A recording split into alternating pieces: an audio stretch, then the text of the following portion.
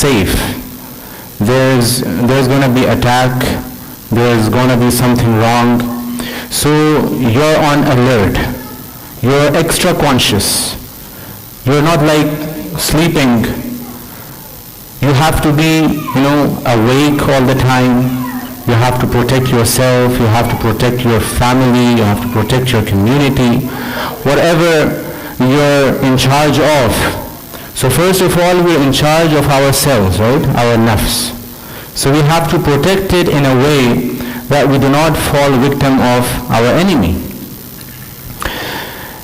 So Shaykh, mashallah, Shaykh Ahmad, he gave a talk about purifying our hearts, cleaning our hearts. So there's one of the sayings of a Salaf. He was giving an advice to his son. He said, "Oh my dear son, do not use bad language. لا تكن من اللعانين. Do not be the one who is amongst, cursing others. Be careful about your words. Choose carefully whatever you speak. Because Ibrahim alayhi salam, he was not of the ones who used bad words. He had a clean tongue. That's why Allah subhanahu wa ta'ala, he mentioned him and he said, إِذْ جَاءَ رَبَّهُ بِقَلْبٍ سَلِيمٍ. Ibrahim alayhi salam, he came with a pure heart. So, this tongue, it is an interpreter of our heart.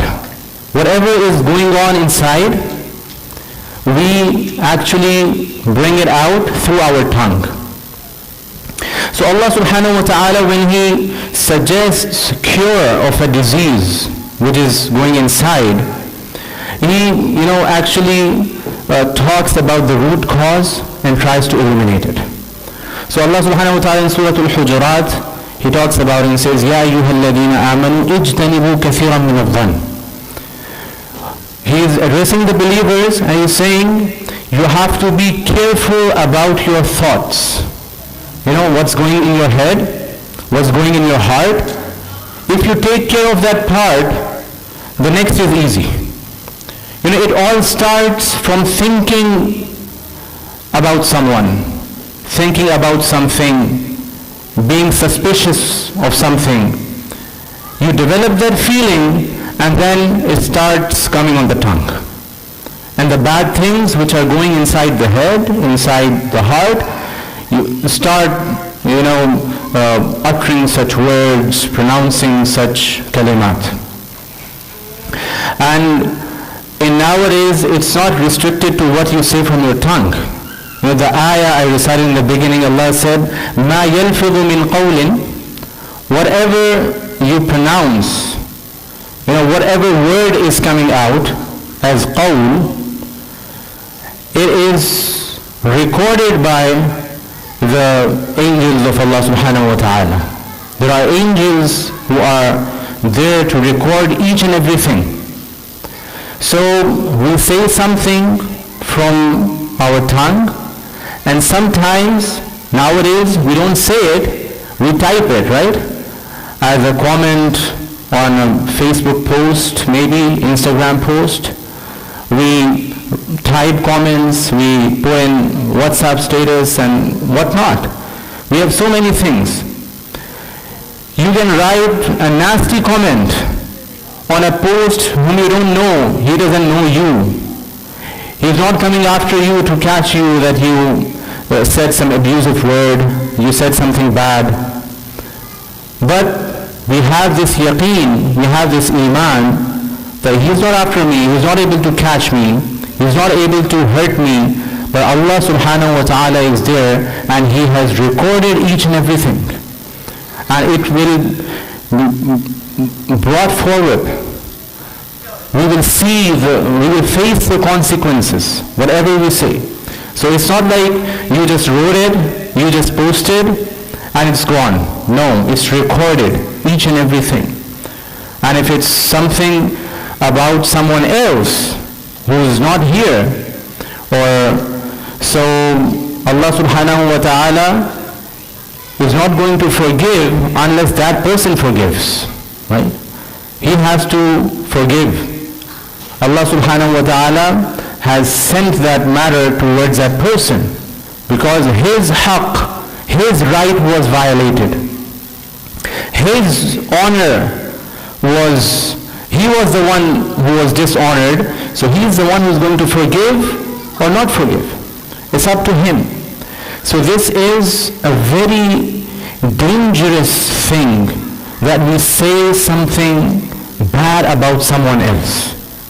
That's why Allah subhanahu wa ta'ala says, stop thinking bad. Stop being suspicious about someone else. Stop thinking about them.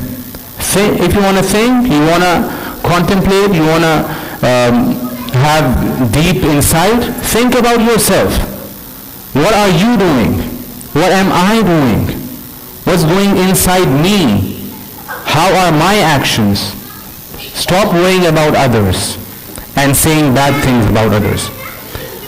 Rasulullah sallallahu alaihi wasallam, he said, whoever disgraced his brother, dishonored his brother, Allah is not going to leave him. Allah will disgrace him to the point that he will be disgraced even in his own house. Allah will not leave him. Dishonoring someone, saying bad things about someone is not a light thing. Sometimes we take it lightly, but it's a very, very dangerous thing. So we need to be very careful about our words, what we are commenting about others. وَلَا يَغْتَبْ بَعْضُكُمْ بَعْضًا. Do not backbite about each other. Backbiting, we get the definition of backbiting. Rasulullah sallallahu alaihi wasallam, he forbade that do not backbite your brother, say bad things about your brother. So someone said, what if that deficiency is there in him? What I said is something true. So Rasulullah sallallahu alaihi wasallam, he said, that's ghibah. That is actually backbiting, that you said something about your brother which was true, but if he heard that, he would have not liked it. He would feel offended by hearing that truth. That's ghibah. And if you said something which is not in him, it's not a fault in him, then actually it's slandering him, it's buhtan. It's not ghibah anymore, it's even worse. So sometimes you say, yes, I can say in front of him, it's true, I'm not lying, it's a truth, maybe it might be a truth, but this truth, Allah subhanahu wa ta'ala has forbidden to speak that truth for dishonoring someone. So we have to be very, very careful about our words, about our relationship with others. Because these words, these have a very strong impact. It has a very, they're so important. You know, you can say something in a way which is nice, and you can say the same thing in a way which might offend someone else. Yeah. Like, would you please bring me a glass of water? Please bring me a glass of water.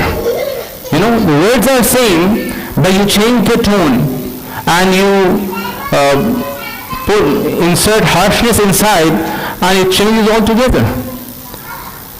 So Allah subhanahu wa ta'ala, He makes us conscious of this fact that this tongue is going to hurt you. When you're trying to hurt other, it's going to hurt you. So لا يغتب بعضكم بعض. Do not backbite, don't say bad things about others. And then Allah puts an example. أَيُحِبُّ أَحَدُكُمْ أَن يَأْكُلَ لَحْمَ أَخِيهِ. Would someone like to eat flesh of his dead brother? Would someone like it? We can imagine this example. It's given in the Quran. So we are using our tongue in the wrong direction, in a bad way, and what are we ending up doing? We are Would we like eating food? فَكَرِهْتُمُوهُ, we would not like it. So why are you engaging in such an act? Imam Hassan al-Basri, rahimahullah, one of the great tabi'een, one man came to him and said that I got the news, I heard that you are backbiting about me. So he said, who are you that I would give away my good rewards to you? If I would have to backbite, I would backbite about my parents so that they got my rewards, not anyone else, in a lighter note.